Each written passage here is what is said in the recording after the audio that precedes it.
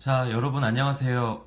오늘은 김소월 씨의 먼 후일에 대해서 한번 살펴보고자 합니다. 자, 선생님은 여러분들 같이 이렇게 교과서를 정리를 할 때 세 가지 색깔을 쓰는 것을 강조합니다. 그래서 검정색과 파란색과 빨간색을 준비해서 수업 시간에 좀 중요도에 따라서 이렇게 정리를 하면 나중에 여러분들이 봤을 때 좀 더 도움이 되지 않을까 싶습니다. 일단 우리가 이제 시를 감상하는 그 방법에 있어서 선생님이 세 가지 단계가 있다고 이야기를 했었습니다. 그래서 첫 번째는 우리가 작가와 제목에 대해서 살펴봐야 된다고 이야기를 했었어요. 그렇죠? 그래서 첫 번째 단계에서는 제목과 그 다음에 작가를 한번 파악해보고, 그 다음에 이제 두 번째 단계에서는 표현상의 특징을 살펴봅니다. 그래서 이 시가 가지고 있는 어떤 전체적인 내용을 보기 이전에 이 시의 특징을 한번 파악해 보는 거죠. 그 다음에 이제 세 번째 단계로 넘어가서는 이 시가 가지고 있는 내용상의 특징을 파악해야 합니다. 그러면서 이제 단계별로 이렇게 하다 보면 여러분들이 시를 감상하는 데 있어서 좀 더 쉽게 갈 수가 있습니다. 첫 번째 단계로 일단 제목과 작가를 파악해 보자고 했죠. 자, 먼우일이라는 제목이 나옵니다. 그렇죠? 그러니까 먼우일이라는 제목으로 이제 우리는 한번 이 시가 어떠한 시인가라고 생각을 해보는 거예요. 보통 그 글에 있어서의 핵심적인 거는 제목에 달려 있잖아요. 그렇죠? 그래서 먼우일이라고 하면 뭔가 앞으로 일어날 그 언젠가 아직 이렇게 오지 않은 그 먼 미래를 이야기하고 있는 시일 것 같다라고 생각을 해봅니다. 자, 그리고 여러분들 알다시피 김소월에 대해서 이제 나왔는데, 김소월은 삼음보의 민요적 특성을 나타내고 우리말의 아름다움을 살려서 표현을 했다고 이야기를 했었습니다. 그리고 또 김소월 하면 우리 정서, 그리움과 한의 정서를 갖춰서 작품에 녹아냈다라고 이야기를 합니다. 자, 거기까지 됐으면 이제 두 번째 단계로 넘어오는데, 두 번째 단계가 바로 표현상의 특징이 되겠죠. 자, 그래서 이 시를 쭉 훑어보니까 이제 어떠한 표현법이 있나 한번 살펴봐야 되겠어요. 그래서 우리가 총 몇 년 몇 행이라고 이제 봅니까? 4연 8행의 시임을 알 수가 있다라고 보죠. 그렇죠? 그리고 이 시를 보니까 뭐뭐하면 뭐뭐하라, 뭐뭐하면 뭐뭐하라, 뭐뭐하면 뭐뭐하라, 뭐뭐하고 뭐뭐하라. 보통 뭐뭐하면 뭐뭐하고 이렇게 계속 비슷한 구조가 반복적으로 쓰여 있어요. 그렇죠? 그래서 이 시는 반복법이 사용됐다라는 것을 생각해 볼 수가 있습니다. 그리고 또 뭐뭐하면 뭐뭐하면 뭐뭐하면 일어나지 않은 일을 가정하고 있죠. 그래서 가정법이 사용되었다라고 보면 되겠습니다. 그래서 이 시에는 이러한 표현상의 특징이 나타나는데, 김소월이 쓴 이 시라고 보면 우리가 민요적 특성을 들 수가 있습니다. 먼 훗날 당신이 찾으시면 그때 내 말이 잊었노라. 당신이 속으로 나무라면 무척 그리다가 잊었노라. 자, 이렇게 삼음보의 민요적 율격을 갖추고 있습니다. 그렇죠? 그래서 이 시 또한 김소월의 전형적인 특성이 잘 나타나 있는 시라고 보면 되겠습니다. 자, 여러분들 여기까지가 이제 우리 2단계예요. 2단계. 2단계에서는 우리가 표현상의 특징을 살펴본다고 했죠. 자, 표현상의 특징을 살펴볼 건데, 이 먼우일이 이번 단원에서 다뤄진 이유는 바로 반어적 표현 때문에 들어갔거든요. 그래서 우리는 여기서 반어법에 대해서 한번 살펴보도록 하겠습니다. 자, 반어법이라는 것은요, 본래 가지고 있는 그 속뜻을 숨겨요. 그리고 반대로 이야기하는 것을 우리는 반어법이라고 합니다. 반어법은 여러분들 중학교 3학년 이제 처음으로 이 개념이 나오는데, 2015 교육과정에서는 이게 2학년으로 바뀌었어요. 그래서 2학년 친구들은 반어법을 이제 알 겁니다. 자, 이게 반어법이 나오는데, 자, 여기에서 등장하는 이 반어법은 바로 이 이전노라라고 하는 부분입니다. 이전노라, 이전노라, 이전노라. 작은 따옴표로 나와 있는 이 부분이 다 반어법입니다. 자, 이 반어법이라는 것은 여기서 이전노라라고 이야기를 하고 있지만 사실상 이 시를 우리가 좀 더 살펴보면 알겠죠. 이전노라라고 말하는 게 아니라 나는 당신을 잊지 못하고 있어요 라고 이것을 반대로 표현하고 있어요. 그래서 이것을 우리는 반어적 표현이라고 이야기를 합니다. 그래서 2단계에서는 이러한 표현 방법이 쓰였다라는 것을 볼 수가 있고요. 다시 이제 3단계로 우리가 넘어갈 건데 이 3단계에서는 본격적으로 이 내용에 대해서 좀 더 파악을 해야겠습니다.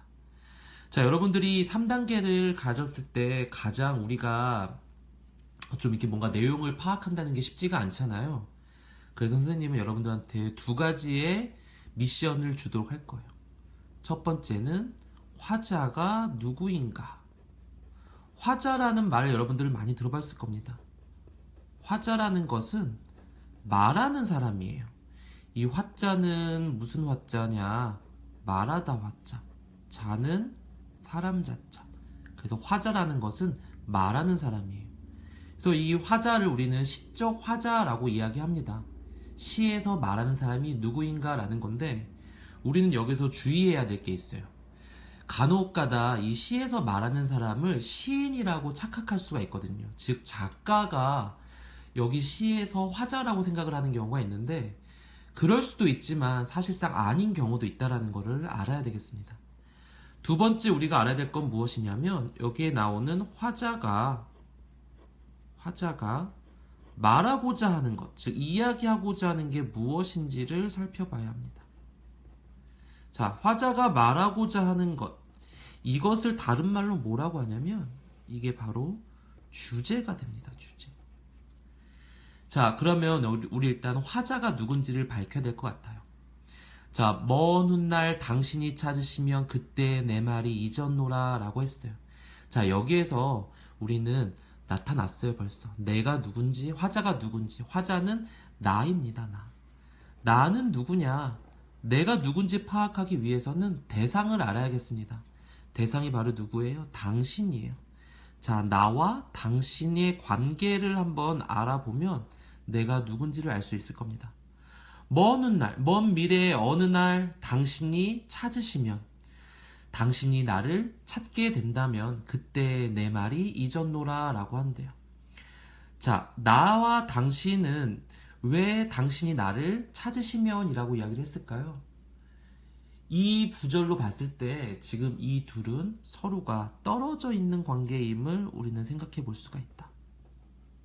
떨어졌다라는 것은 헤어져 있다라고 볼 수도 있을 것 같고 이것은 더 크게 확대하면 이별을 했다라고 생각할 수가 있습니다.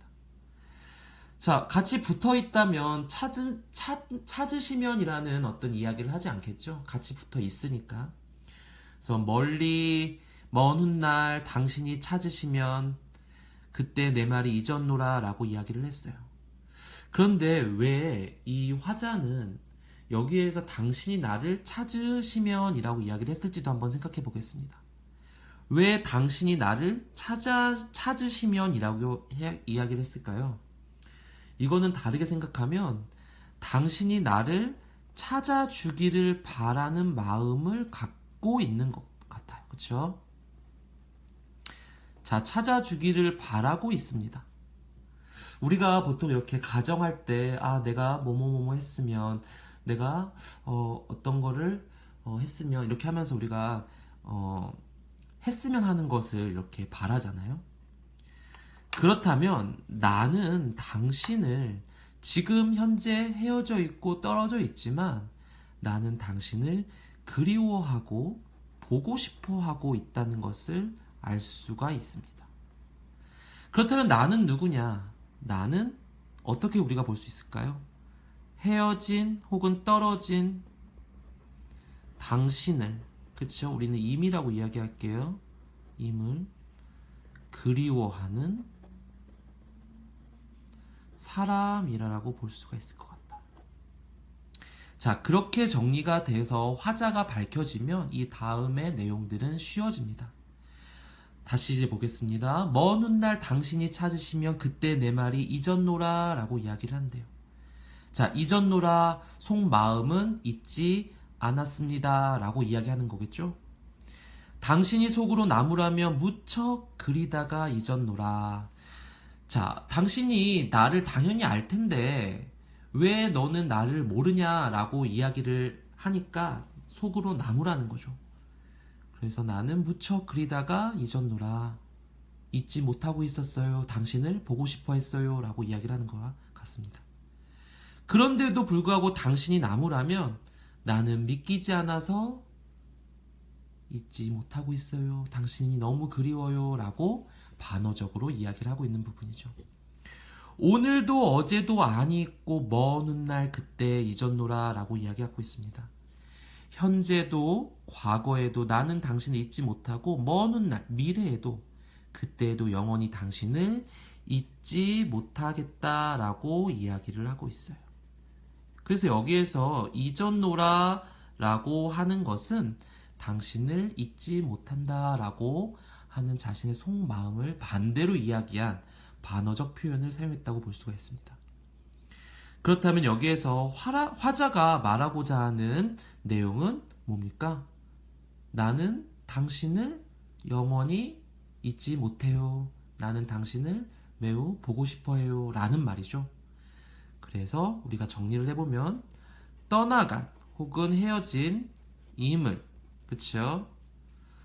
임을 그리워함, 이렇게 정리를 한번 해보면 될 것 같습니다. 자, 그래서 우리가 먼 후일을 이렇게 살펴봤는데 여기서 한 가지만 정리하고 이제 마치도록 할 거예요.